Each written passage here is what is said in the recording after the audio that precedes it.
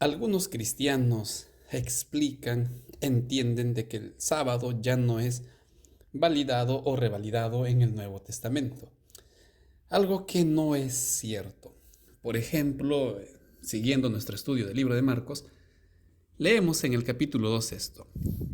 El día de reposo, dijo Cristo, fue hecho por causa del hombre, y no el hombre por causa del día de reposo. Por lo tanto, el Hijo del Hombre es Señor aún del día de reposo. Cristo es el Señor del sábado, el sábado es el día del Señor, el sábado sí tiene validez, el sábado fue hecho para la humanidad desde la creación y no para el pueblo judío. En fin, la lección de esta semana no habla del día sábado, disculpen que esté introduciendo con este tema nuestro bosquejo, pero fue parte de las controversias que enfrentó el Señor Jesús. La tercera lección de este trimestre aborda algunas de estas controversias que precisamente es el título que estamos estudiando en la lección de esta semana, la tercera lección, controversias. Y lo que vamos a ver a continuación es el resumen de todo este estudio, no un estudio cronológico en base a los capítulos de Marcos que hemos estudiado, es decir, no vamos a seguir capítulo 2 versículos del 1 al tal y así progresivamente, sino es una división por temas. Como todo objetivo, lo que vamos a ver ahora es un resumen a través de objetivos, como todo bosquejo. Queridos amigos, bienvenidos a este bosquejo. Vamos a ver rápidamente cuáles serán nuestros objetivos de estudio. La primera controversia que encontramos es la identidad del Mesías, sobre su identidad. No de parte de Cristo, sino esto es lo que causaban los líderes del pueblo. La segunda gira en torno a la observancia del día sábado, algo que ya mencionamos a la introducción. Y por último veremos la obra que estaba realizando Cristo, qué es lo que generó esto, tanto en los líderes como incluso en su propia familia. Cristo, dicen algunos, fue un personaje controversial. Personalmente creo que no, Cristo no fue controversial. Que para los líderes de ese tiempo Cristo pareciera ser controversial es muy diferente. Cristo mostró las cosas claras, Cristo mostró a Dios, Cristo manifestó el carácter de Dios. No fue un personaje que gustaba ser controvertido. Bueno, esto ya hablaremos en el desarrollo de este bosquejo. Vamos a comenzar con nuestro primer objetivo.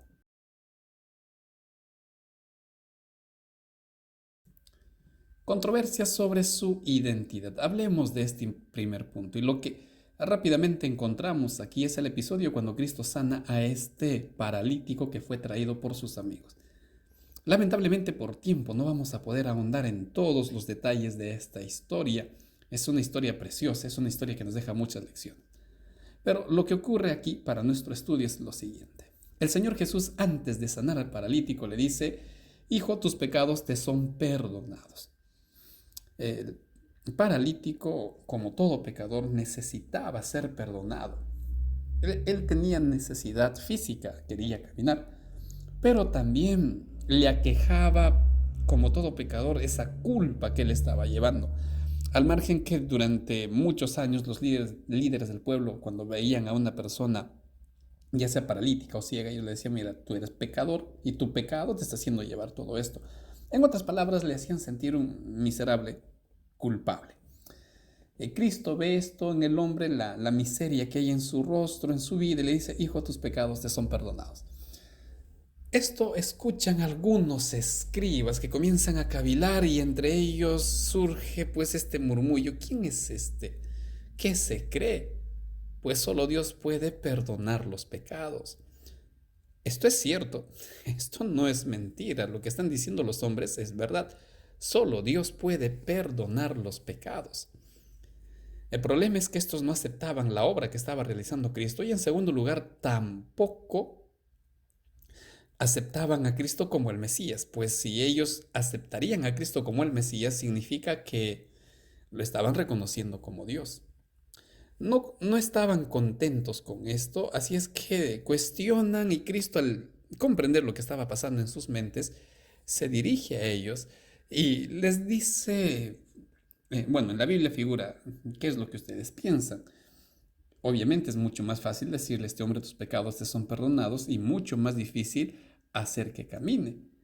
Bueno, para que vean quién soy, ocurre esto. Bueno, voy a presentar estas palabras de la siguiente manera.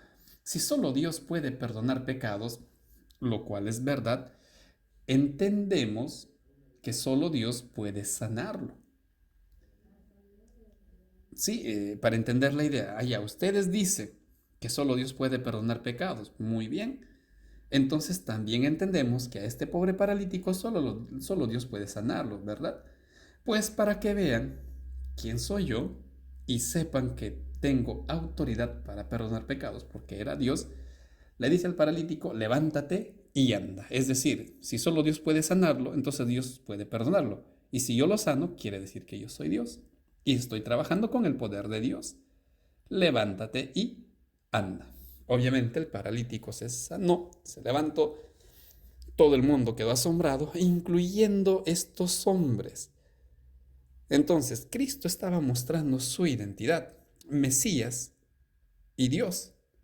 Sin embargo, más adelante, estos líderes dirían a Cristo por el poder de Belcebú realiza estos milagros.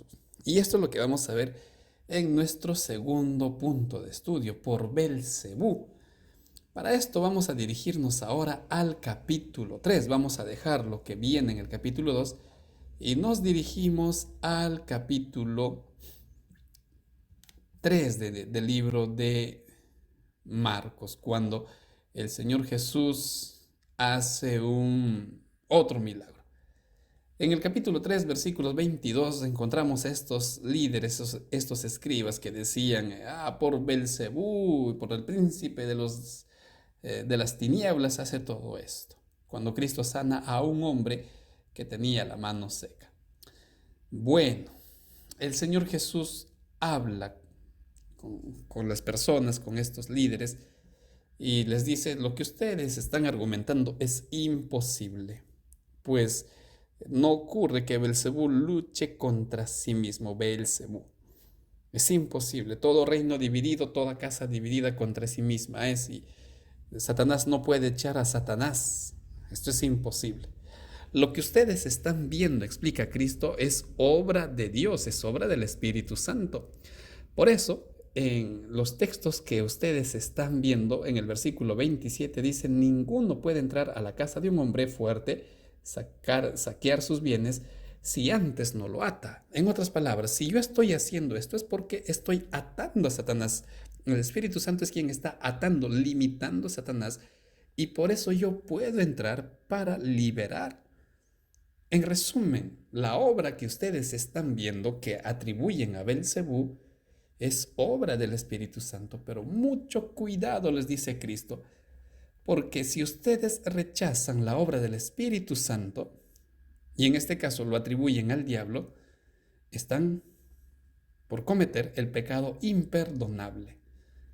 Bueno, Cristo lo dice, toda blasfemia les es perdonada, pero la blasfemia contra el Espíritu Santo no tiene perdón. La lección explicaba un poquito acá. La lección decía que el pecado imperdonable es atribuir la obra del Espíritu Santo al diablo. Eso sería en un punto particular como en esta historia. El pecado imperdonable es algo más. El pecado imperdonable es rechazar la obra del Espíritu Santo. ¿Qué hace el Espíritu Santo? El Espíritu Santo me convence de la Biblia, el Espíritu Santo me guía a la verdad, el Espíritu Santo me convence de mi pecado y me lleva a Cristo. Eso es lo que hace el Espíritu Santo. Si yo rechazo esa obra, en otras palabras, estoy haciendo que el Espíritu Santo se aleje de mi vida. Y si el Espíritu Santo no está conmigo, estoy perdido. En consecuencia, rechazar la obra del Espíritu Santo viene a ser el pecado imperdonable. Porque llegar a un punto donde el Espíritu Santo, que no se cansa de mí, sino yo me cansaré de Dios, y el Espíritu Santo tendrá que retirarse. Bueno, para cerrar nuestro objetivo, Dios estaba trabajando a través de Cristo. Cristo era Dios. Cristo dependía del Espíritu Santo y hacía la obra por el poder del Espíritu Santo. Era el Mesías que no fue aceptado en ese momento y sabemos, bueno, las consecuencias que esto trajo.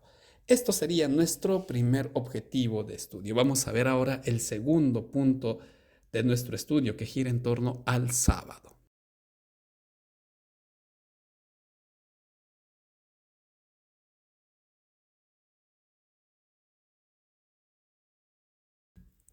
La observancia del día sábado es lo que vamos a ver en este segundo punto de estudio. Ya en aquellos tiempos comenzaron a acusar a Cristo sobre profanador del día sábado. Este no guarda el día sábado, dijeron. Y para esto vamos a ver dos casos. El primero de ellos es cuando sus discípulos recogen espigas el día sábado.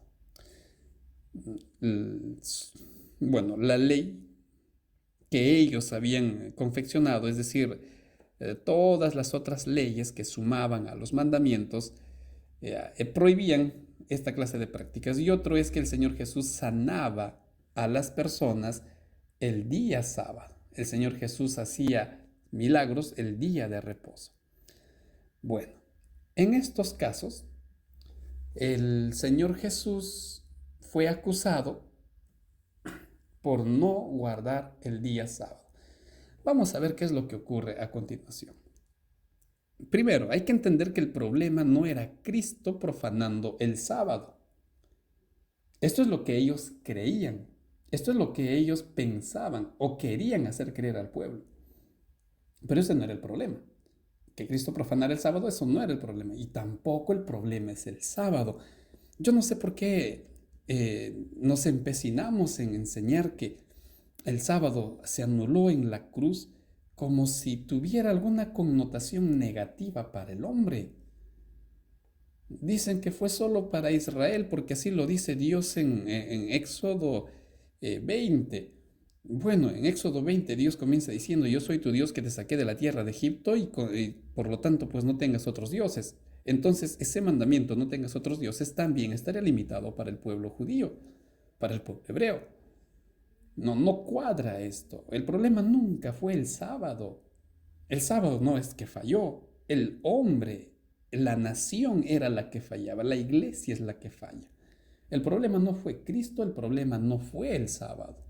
El problema radicaba en la religiosidad de los líderes de la nación. Ahí estaba el problema, en los líderes que habían hecho del día sábado un día cargado, un día agobiante, un día que no se disfrutaba.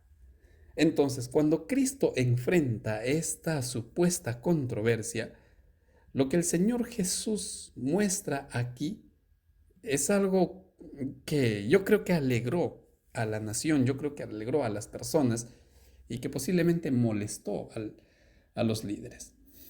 Cristo les dice: el sábado fue hecho para beneficio del hombre. Ustedes que han hecho del día sábado un día lúgubre, están olvidando que el día sábado fue hecho para bendición del hombre. Y no es al revés. ¿El sábado en qué se beneficia del hombre? En nada. El hombre se beneficia del sábado. ¿Y cómo es que se beneficia del sábado? Primero veamos el caso de las espigas, cuando sus discípulos son acusados falsamente de que estaban transgrediendo el sábado. El Señor les recuerda la historia de David, cómo éste comió los panes sagrados del santuario. Ahora, estos panes se cambiaban los días sábados. Cada séptimo día se cambiaba y una vez que era cambiado, estos panes eran comidos solo por los sacerdotes. Y lo que Cristo les cuenta es esto: ¿no leen ustedes que David comió los panes del santuario? En otras palabras, si David llegó al santuario de hambre el día que estaban cambiando los panes, es porque llegó un día sábado, tenía una urgencia. ¿Cuál era la urgencia? Que estaba huyendo, estaba escapando, estaba huyendo por su vida.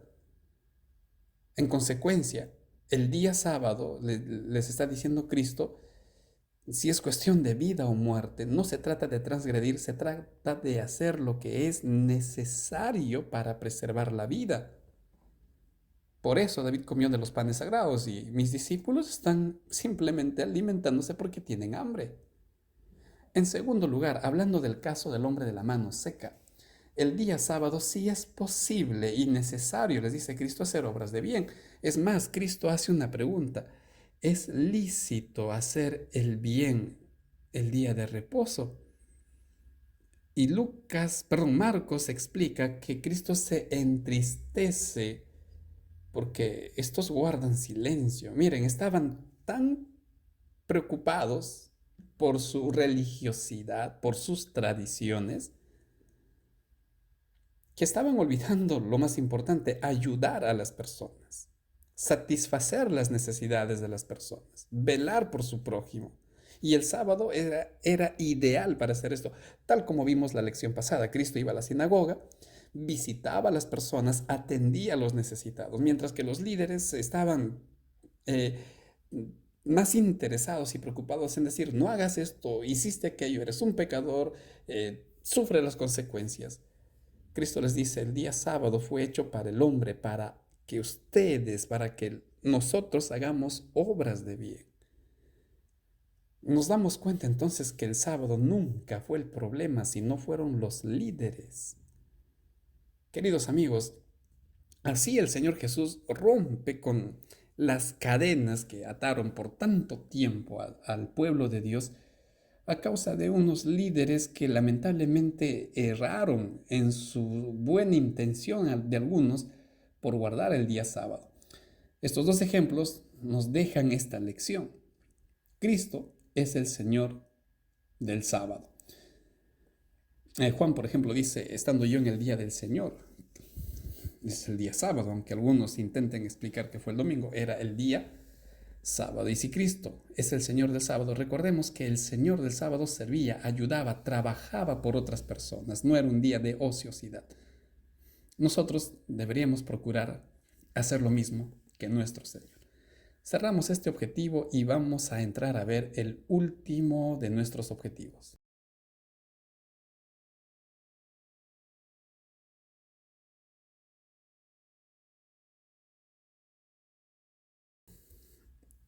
La obra que estaba realizando. Vimos que la primera controversia giró en torno a su identidad, el Mesías. La segunda sobre el sábado. Ahora vamos a ver que Cristo fue cuestionado sobre su misión, sobre la obra que venía realizando. Aquí encontramos a dos grupos. El primero, los líderes del pueblo nuevamente. Y en segundo lugar, vamos a ubicar a la familia de Cristo.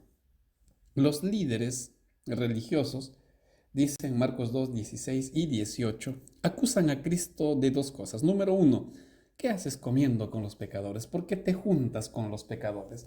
Y si ustedes tienen su lección a la mano, habrán notado en el comentario que el autor escribe sobre este asunto que había un tratado judío, un comentario judío, explicaba que si un publicano entraba a la casa de uno de ellos, la casa se volvía inmunda.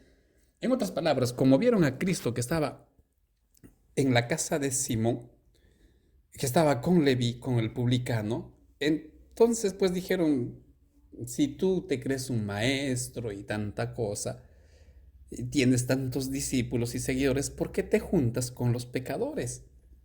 ¿Por qué te juntas con los publicanos? Y la segunda acusación era, ¿por qué no ayunan tus discípulos? Miren, nuestros discípulos ayunan, nuestros alumnos ayunan, los discípulos de Juan ayunaban. ¿Y ustedes por qué no ayunan? La segunda parte controvertida viene de parte de la familia de Cristo y lo que escribe Lucas es, yo no sé si gracioso para ustedes o asombroso, pero eh, lo que encontramos aquí es algo peculiar, pues se acerca a la familia de Cristo y lo buscan porque le dicen, este no anda bien, este está fuera de sí, está loco, no está razonando. Por la forma como estaba trabajando el Señor Jesús. Noten lo que las personas querían ver. Vuelvo a repetir, no es que Cristo vino a ser un personaje controvertido. Ellos querían hacer ver a Cristo así. Y hasta nuestros días. Algunos se atreven a decir que Cristo era un revolucionario y que por aquí y por allá. No, si algo sabemos, Cristo y Dios no trabajan así. Bueno, volviendo a nuestro estudio. ¿Cómo reacciona Cristo ante estas acusaciones? En primer lugar, le dice: los pecadores me necesitan y yo vine para sanarlos del pecado. Bueno, no lo dice de esta forma, pero más o menos podemos entender lo que el Señor Jesús estaba tratando de decirle a estos hombres. Esto está en el capítulo 2, es decir, los enfermos necesitan de sanación y yo he venido para sanarlos. Eso es lo que dice Cristo. Los sanos no necesitan, los enfermos sí, y yo he venido para estar con los enfermos. Disculpen, aquí es Marcos capítulo 2, versículo 17. Por otro lado, eso es en relación, disculpen, eso es en relación a la acusación. ¿Por qué paras con los publicanos? Porque ellos son pecadores y necesitan que yo los limpie y yo los sane del pecado. ¿Por qué no ayunan tus discípulos? Porque mi presencia es motivo de alegría. Y no se ayuna cuando hay gozo. Y él pone el ejemplo de un matrimonio. ¿Acaso en un matrimonio se ayuna? No. Pues eso es lo que se está viviendo ahora. De alguna forma, Cristo es el novio, Cristo es el esposo y su iglesia es su esposa. Entonces, en esa unión, mientras hay alegría, ¿por qué ayunar? Ya vendrán días cuando sí tendrán motivos que ayunar. Ahorita no. Ahorita más bien hay que regocijarnos de que el reino de los cielos se ha alegrado, ha llegado, perdón. Entonces Cristo está explicando su obra. Yo necesito estar con los pecadores. Ellos necesitan que yo los acompañe. Y hay que celebrar lo que Dios está haciendo. Hay que gozarnos, hay que cantar, hay que adorar a Dios. No caer en la glotonería, pero sí hacer un día alegre, un día de gozo, el estar con Dios. Y por último, cuando la familia le dice: mira, tú estás mal, no comes, no descansas bien, andas diciendo que eres el Mesías, vamos. Y le dicen esto a Cristo: tu familia ha venido, tu mamá y tus hermanos. Cristo les dice: ¿quiénes son mis hermanos? ¿Quién es mi madre? Mis hermanos y mi madre son aquellos que hacen la voluntad de mi Padre, la voluntad de Dios. Ellos son mi familia.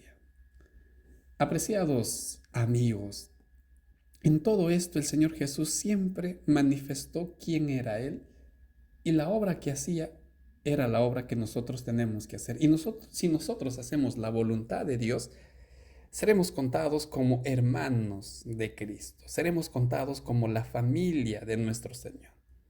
Es por ello, queridos amigos, que todos estos momentos que fueron controvertidos para el pueblo en aquel momento, simplemente fueron momentos, valga la redundancia, que por algún motivo no se entendían, no entendían muy bien lo que Cristo hacía, pero Él en todo momento mostró quién fue.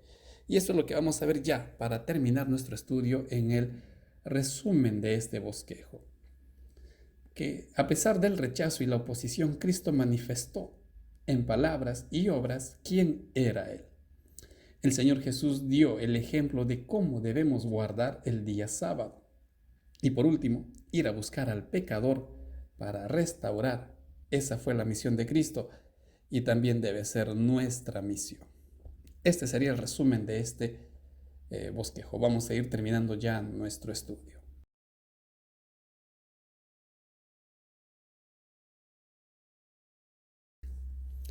Muy bien, ¿qué debemos hacer?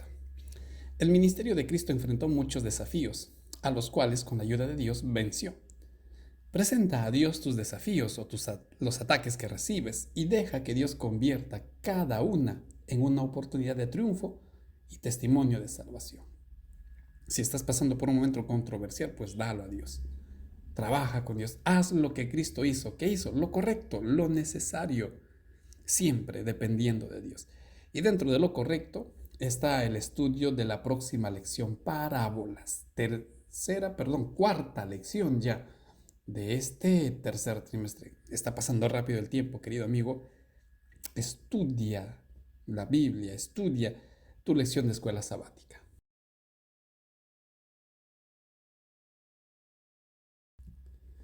De esta forma terminamos este bosquejo, queridos amigos. Disculpen las interrupciones, el ruido que por momentos es molesto y distrae.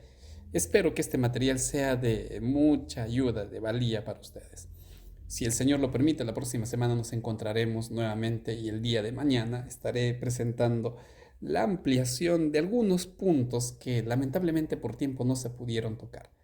Por ahora, que Dios los bendiga a todos ustedes. Un gran abrazo y espero, con la ayuda de Dios, encontrarnos la próxima semana.